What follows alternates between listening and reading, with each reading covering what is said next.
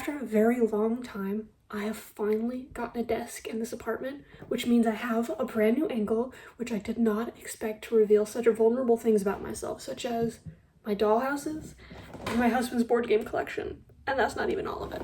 And I'm gonna try not to abuse the swivel chair, but I have a very bad history of abusing the swivel chair. Hi, my name is Kate, and welcome back to another video. I talk about books on this channel, and last month, I talked about the 10 books I read during my first month of unemployment, and I thought that this was like a pent-up energy finally being released when I suddenly found lots of free time. But actually, in May, I read 9 books, so we have lots to discuss. I'm also going to talk about books that I didn't finish this month, which is something I never do because I don't like to give my perspective on something I didn't finish, but it will be relevant and you will see why. And until I lined all of these books up to prepare this video, I didn't realize that perhaps my subconscious was steering me into like the books that I chose. I picked up books about grief, revenge, rage, sorrow, and raw, feral emotion. But like, let's not think about what that means too much, alright?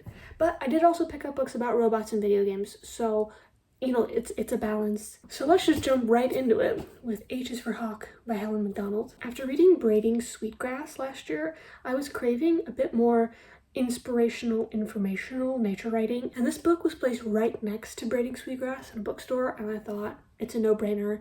It's also considered like one of the best memoirs written in the last 20 years. I think it was in the New York Times like best books of the 21st century so far list, which is a list I am minorly obsessed with. So by looking at the cover and reading the back and the title and my context clues, I thought that this would be about a woman who rescues perhaps an injured hawk and then raises it. After all, rescuing wild creatures is the national pastime of white women everywhere, and I love that for them. However, it turns out that this book is about a woman who is interested in falconry, and always has been, and purchases the hawk from a breeder and then brings it into her world of falconry. And this for me is a very distinct difference of I found a hawk with a broken wing and brought it into my living room and now we live together, and like buying a wild animal from a breeder to make it do tricks. Now, I don't know that much. Even after reading this, I don't know much about falconry. I understand that it's a tradition that's thousands of years old, and I wouldn't want to be sensitive to the cultures in which falconry is important. However, it just felt like she's essentially domesticating a wild animal instead of going to therapy. And the animal can't like consent to the shenanigans that she subjects it to, like living in a house, for instance. By the way, this is a grief memoir. She pours all of her energy after her father dies into this hawk, and it's kind of a who rescues who sort of situation. And I do enjoy grief memoir. I have enjoyed Crying in H Mart, for instance. I have enjoyed Men We Reaped, and what's another one? Oh, the most famous one of all time being The Year of Magical Thinking. So I think those books are engaging and interesting to read, especially grief is one of those like animalistic, pathological things that you can't understand. It's very difficult to reckon with, and it's unique for every person, and it's like walking around the world being an open wound. So that's why I liked aspects of this. However, I think we just got lost from time to time, to be so for real. It was really boring.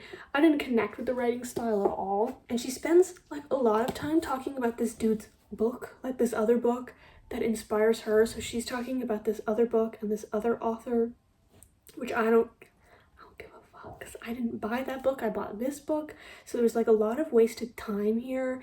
And I just didn't know how, for me, successfully it discussed grief, especially because I found the setting to be a little slightly problematic for me and my sensibilities. So overall, this was really disappointing. Even after 4 weeks, I really struggled to remember much about this book, unfortunately.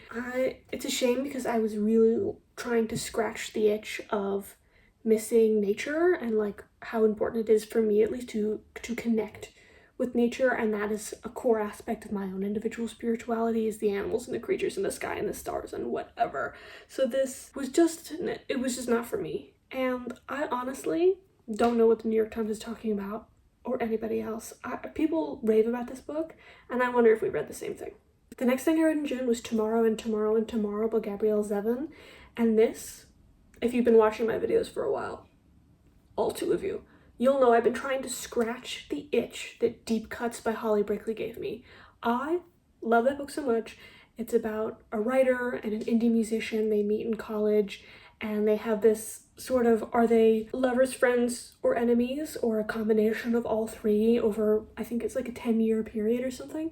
And I just like love complex interpersonal dynamics over a long period of time with art in the background. I love it so much, but for me it's so difficult to execute.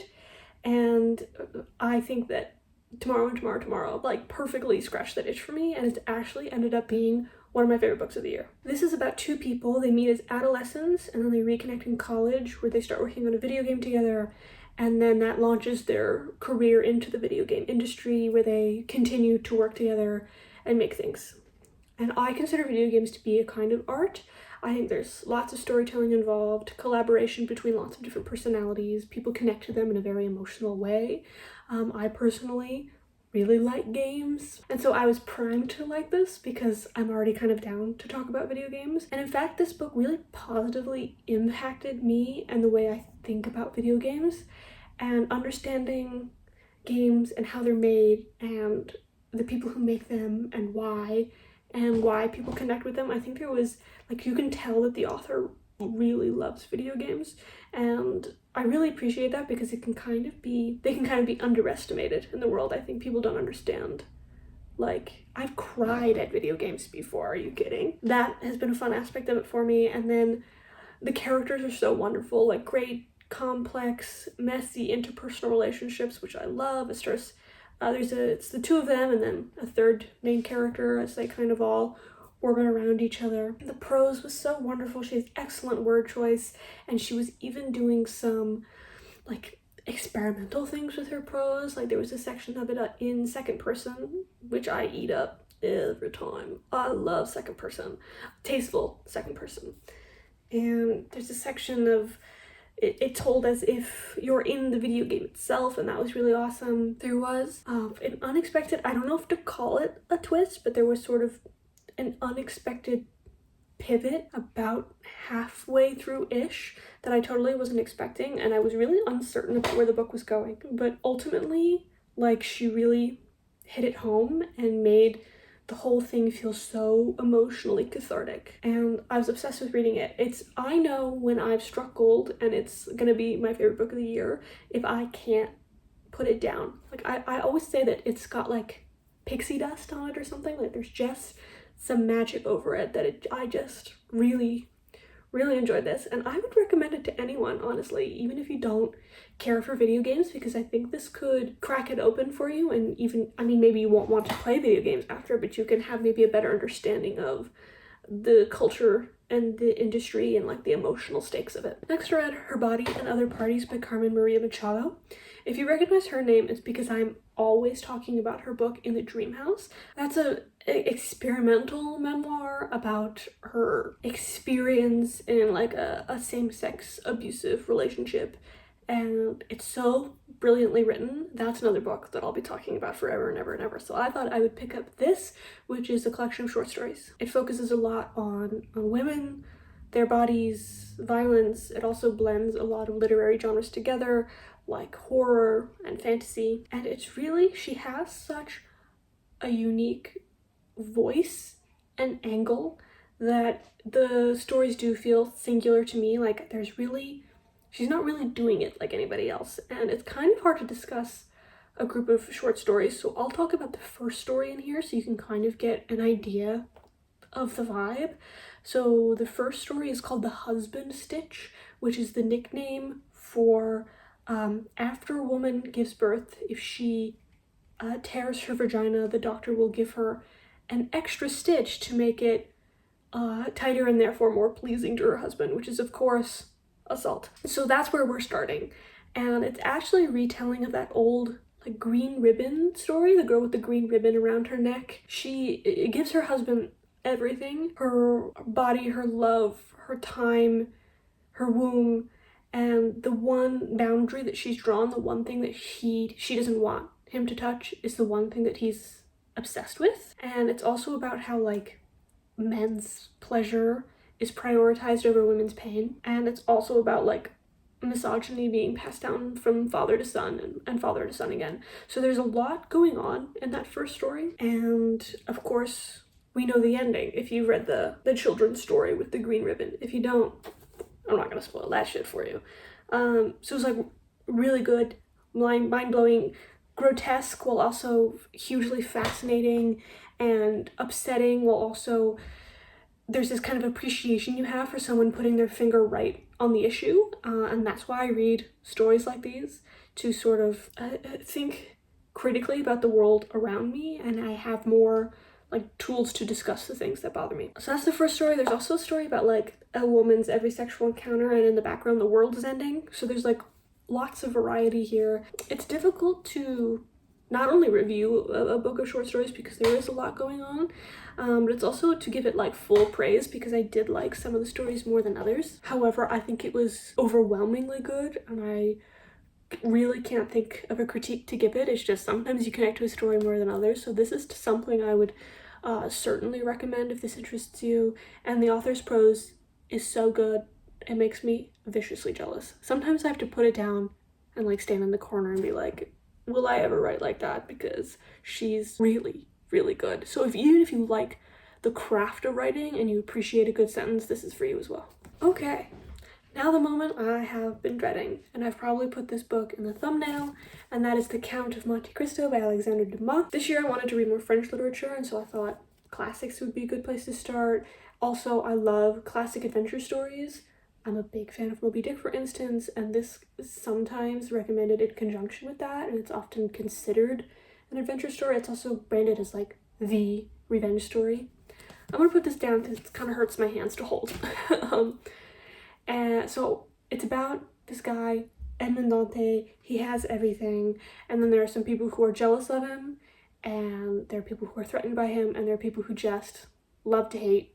That's three guys, and they put him in jail for no reason, without explanation, and the guy who does that is like a fourth guy. So that's four enemies we're counting so far, and he can't be with the love of his life, and he's in this dungeon in Chateau d'If, which is like very famous dungeon, and he spends 14 years in prison, and he meets this guy in prison, and they dig a tunnel to escape, and just before they're about to escape, that old man dies and says, "My son, there's a treasure, go chase the treasure and enact your revenge." And then the book just kind of devolves into French, like upper class 19th century interpersonal squabbles, and that's when it lost me. I loved the rest. I loved prison, don't quote me on that, and I love treasure, and I love revenge. You can quote me on that. However, I just felt that the book really devolved into these like complex web of characters that I found to be either irritating or boring or both. And this book was written serially, and you can tell that he really wanted that word count, and that sometimes he would go down one way to get an idea and then change his mind and never return. And because those chapters were already published, because written serially is when it's published a couple chapters at a time, he couldn't really go back and edit. So it does feel like an editing sweep could have been needed. So if you wanted to read this, perhaps the abridged edition would serve you well. I just found it boring, unfortunately. And I know that makes me sound like a Philistine, but it's just that Dante took so long to execute his revenge plot that he was really starting to lose me. Also, that I really didn't like Dante at all to begin with. In the beginning, he's sort of a man of innocence, so he's kind of blank slate, and then he sort of is becoming this smart, heroic guy, and then just when he's approaching complex character, he kind of stalls out, and I just couldn't really connect with him. I also feel like a major issue for me was that he owned slaves. And I kind of draw the line at liking somebody when they begin owning slaves. And so there are two slaves in this book. One is a relatively major character, and the slavery is framed as him rescuing her. I think she's Greek, and she's supposed to be important, and then she's sold into slavery, and it's such a tragedy because why would a pretty white woman be sold into slavery? Isn't that so tragic? And then she grows up, and the relationship between her and Dante becomes very odd to me. Like, I think he makes several remarks about her in a romantic or sexual way. And the thing is, a slave can't consent to sex. Also, you've known her since she was a child, and then, of course, he buys her freedom, tries to, give her freedom, but of course she denies it because she's so in love with him and couldn't possibly tear herself away from her side, which I found to be really insulting. So that whole situation was kind of icky to me. And then this other slave featured in this book, Dante bought, because this man was I think he was being executed, but they were going to cut off his tongue and then his hands and then kill him. I think this is a punishment for stealing or something. And so Dante waits until the man's tongue is cut off, then steps in and saves his life and buys him and uses him as a slave. He could have saved him before then, but he just genuinely wanted a mute slave. He didn't want a slave who could talk. Right, and I'm supposed to root for this guy. I'm supposed to be satisfied when he gets his revenge. Well, I don't think so. And you could make the argument, it was a different time. I think that's a really obtuse argument to make, especially because Alexander Dumas was black. His grandmother was a slave. So I just didn't understand how he could put this in there, unless he was trying to make, Dante an anti-hero perhaps, or he's talking about how revenge corrupts the soul or whatever. But it's just that these issues with slavery were never challenged in any way, and I just felt the whole thing kind of weird and stained the book for me, and I just couldn't really connect with it in any way. I felt really bamboozled by reading this because everybody has only glowing reviews for this. I have never once found a review where someone is also associating their name and face trash this book or even think about it critically. It is only heralded as the greatest goddamn thing to ever come out of France, and I don't get it. I think it's wrong. I think we can think critically about it and understand that it is historically important and has literary merit, but did I enjoy reading it? No. I had a bad time, and that's why I listened to so much of it on audiobook, on double speed or sometimes 2.5x speed to just get through it. I will try Dumas again because he also wrote The Three Musketeers, because I don't necessarily think he's a bad writer, obviously. I think there were really competent sections of this. I just did not connect to this at all and don't understand how anyone else could. And that's my hot take. The next thing I want to talk about is a book called 10 Minutes and 38 Seconds in the Strange World by, I should have looked up how to say her name. Elif Shafak. Elif Shafak. Elif Shafak. Elif Shafak. This takes place in mid-20th century Turkey, and the premise is that a sex worker who has just been murdered is dying, and she will die, and she does die. And the theory is that your brain, the neurons in your brain, can be active for up to 10 minutes and 38 seconds after you die, after you take your last breath. So the concept is that her brain is sort of remembering her life and how she got to this point. And as you would imagine, this book was deeply emotionally disturbing. There were times I had to take breaks. The violence and abuse featured in the book is one thing that I was prepared for, and I do read a lot of books about violence, so I'm not necessarily that sensitive to these kinds of things. However, the deep emotional torment is a complete other issue. The way that the way people treated each other and the way that the sorrow and betrayal was portrayed in the writing was really compelling. And then in the second half of the book, her friends, who are also sex workers, seek justice for her. They rescue her body out of the cemetery for the unwanted, which is if you have no immediate family to claim your body, that's where you go. But she's not unwanted, she's not unloved, And so that is the first issue, is like not only how she was treated in life, but how she's treated in death, and they try to figure out. I was a little worried that the book would feel a little gimmicky with this premise of like she herself is remembering her life, although she is dead but not quite passed on. And it doesn't quite justify that means of telling it. I feel like it could have been regular old third person limited, and she can still die and all that, but that it's her brain being active. I just didn't think that added anything to it. I think it's just a fun thing to put on the title and makes people want to buy it because it's unique, and it is unique and it is interesting. However, that aspect of it didn't quite land for me, though all around it's really well written, and I definitely would read more from this author. And I think one of the big takeaways I took from this book is the infinite amount of human stories that cannot, only be consumed through literary means, but also through film and documentary and interviews, and also just talking to the people around you and what people have gone through in all these time periods and all these places around the world is actually overwhelming.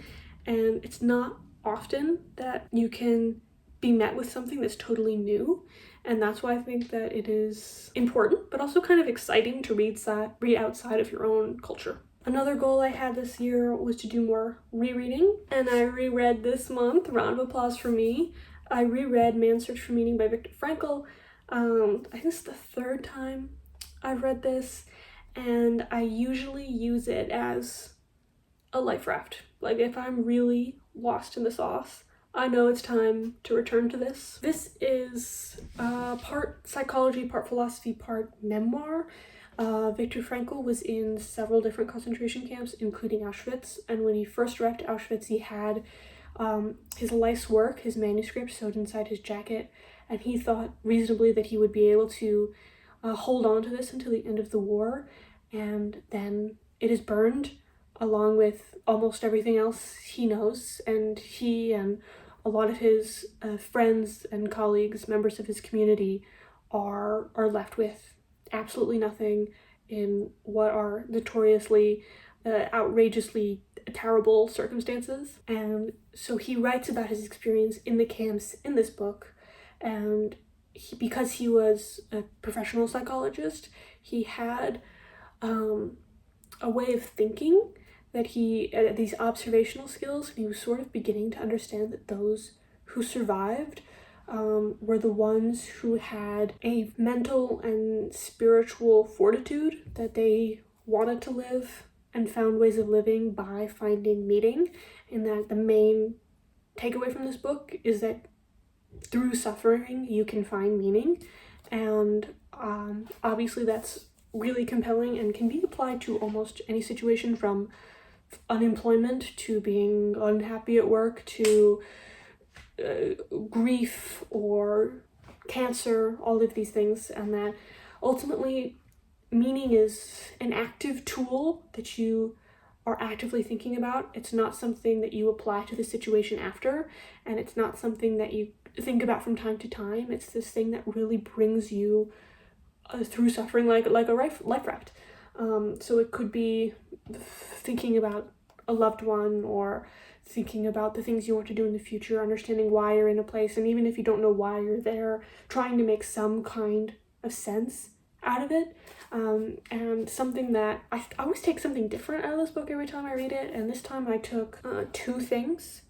I took away, when your situation is unchangeable, it is you that needs to change. And then he quotes Nietzsche in this book. I'm going to quote it directly so I don't mess it up. "He who has a why to live for can bear with almost any how." And I feel like this book ought to be a central reading for just being a human being in general. I first read it for a college class, and then that was 2020. Apt time to read it, by the way. Then 2022, and now in 2026, I can look back in my app and see when I was reading it and go, ah yes, I needed that. I remember. And so I feel like this book has had a positive impact on me, because I was really struggling last month trying to wake up and do things. And I had this sort of feeling that like, oh, it's a new leaf and good things are to come for me and it's gonna be fine. And then after like 6 weeks of frankly bullshit, I'm thinking, oh, new leaf's gone. Actually, there is no new leaf. And I think this book reminded me that if I want a new leaf, I have to pull it straight down from the tree myself, if that makes any sense. So highly recommend this if you're going through something, or if you've been through something, because this can be a good tool for you. So definitely recommend this. One of the most important pieces of literature possibly of all time, if I do say so myself. All right, so now I want to talk about A Room with a View by E.M. Forster. I was in a bit of a classics mood, I guess, and this is the story of a girl. She meets a guy in Florence, stuff goes down, and then they return to England later where they have to like sort shit out. As you can tell, I don't give a fuck about this book. I thought it was really stuffy, and I've decided that I actually don't care about like rich upper class 19th century English elites and their petty meaningless social rules. For example, it was unladylike for her to want to ride the electric tram. Ugh. I can't care. Or like, you can't say this thing to that person, and it's something so innocuous. Like, because in the beginning of the book, they're in this hotel, her and her cousin, and they have these bad rooms in the back of the hotel, and they like a view. And these guys come up, and they're like, we have a really good view, and I feel like you should have them because the ladies appreciate a better view than us gentlemen. And they considered this to be such, or not they, just her cousin, who was like tightly wound, considered this to be like a affront to etiquette, and it becomes like this whole thing. And I just don't like books where somebody sneezes and then it becomes like a whole scandal. I just don't care. And maybe like there's something to be said about analyzing the rules of the past and like social etiquette, and maybe, I mean, there are sometimes comedies of manners that I enjoy. However, there was just nothing compelling to me about this. I found the main character weak. I'm pointing at them like these are them. This is just a painting. So I'm not even sure if their clothes are period appropriate, because this, I think, is written in the first decade of the 20th century. Anyway, for me, this is the main character. I've just been viewing her as that in my head. I thought her to be really weak. I think that she is real lame, and I would eat her for breakfast. She just does not have a backbone, and I really can't stand female characters like that. Even if like maybe it's historically accurate and maybe it is like valid and legitimate that people can be like shy and meek and their character arc is slight but still valuable. Sure. But I don't like them. I think they're dumb. I like a female character with some fucking audacity, and there was nothing audacious about her. Furthermore, the love story in this, I didn't understand. I just did not feel that their love was like justified at all in the text. It was very much, he looks at me and I look at him and I don't care. Because what I like about books are usually like complex characters and like messy interpersonal relationships. When things aren't fleshed out enough, I just consider the book to be empty. I did consider the writing to be kind of witty from time to time, and I enjoyed some of the prose, some of the descriptions of Florence, for instance. So I'm gonna try something else from Forster, because I've heard many great things about him, and that he's got like 4 famous novels, at least, I think 4. I'm gonna try him again, because from time to time, he did make me giggle, or he did make me go, that is a pretty image. And so why not? But this, I can't care. Next, I'm gonna talk about something that I've been kind of obsessed with, and that is Annie Ernaux's Simple Passion. This is a short memoir. I think it's like 65 pages, and it's about her like doomed love affair. I think he's Russian. Everything that she describes, she tries to be vague and not like disclose his identity, but I'm pretty sure he's Russian, and that he's married and he's in France. She's French. And they're having this love affair, and it's absolutely toxic and empty, but she is like obsessed with him. I think like the way Carrie is obsessed with Big, just desperate and humiliating.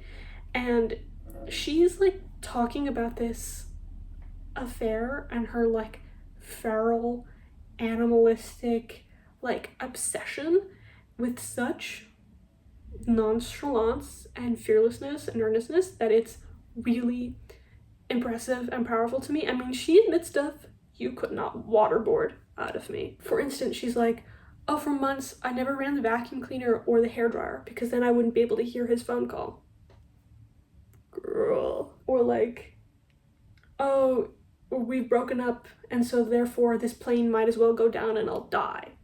It's very much like any given song from the Tortured Poets Department. So I really like that because she's presenting these emotions without explanation or judgment or justification, so that a reader can like marvel at these sort of natural human impulses and see themselves in it without that kind of judgment. Like we've all been obsessed about a person or a thing or whatever, and you've all done strange, grotesque things in rooms alone because, you know, the human mind is crazy, and when you are in love with someone, nothing makes sense, nor is it supposed to. And so I really, really like this, and she actually won the Nobel Prize for her body of work, and I'm definitely going to read more from her because I also really, really liked the prose style that it was like both compelling and simplistic, that she just told it how it is, how it was. The restraint for me was impressive. Okay, the last book I read in May was All Systems Red by Martha Wells. I'm trying to like branch out and read more genre fiction, like sci-fi and fantasy, because I know that I can like it. It's just that I'm very picky. Did I like this? It was okay. This is about a robot who has hacked itself and is now like self-aware, and the joke is that he's not very good at his job, and nor does he want to be. He spends a lot of time watching TV. He's kind of socially awkward. He's got the kind of like the humor that Ryan Gosling would have in like any movie. And so in that sense it was charming, and because it was so short, it never like lost its charm. Some of the jokes land for me, some of them don't.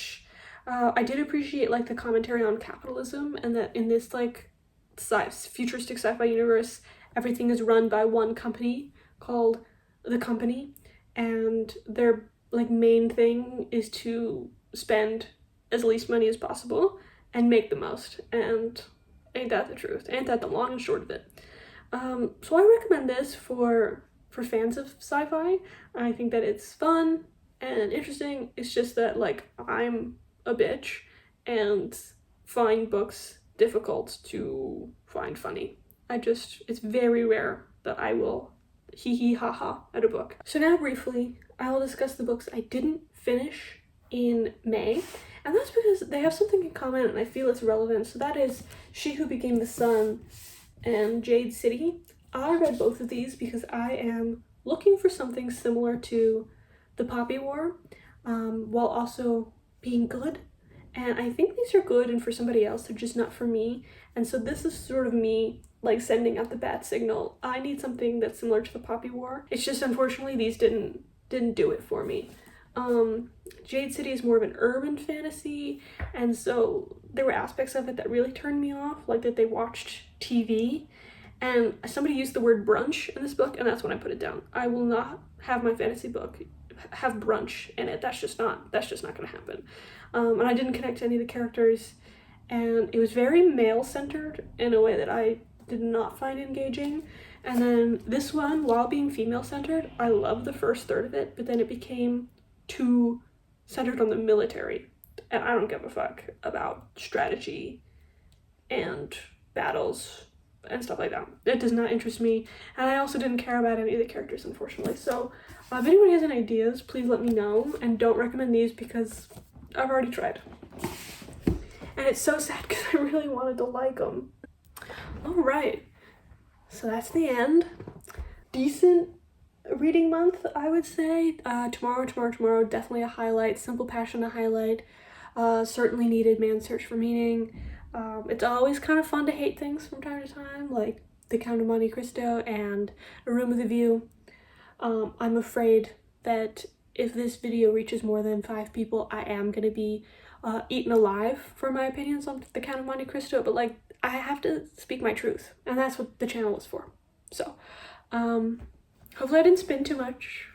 I feel like I may have spun too much, and hopefully you didn't look at the board games too much or my dollhouses because I'm embarrassed. All right. See you later. All right. Okay, bye. All right, bye.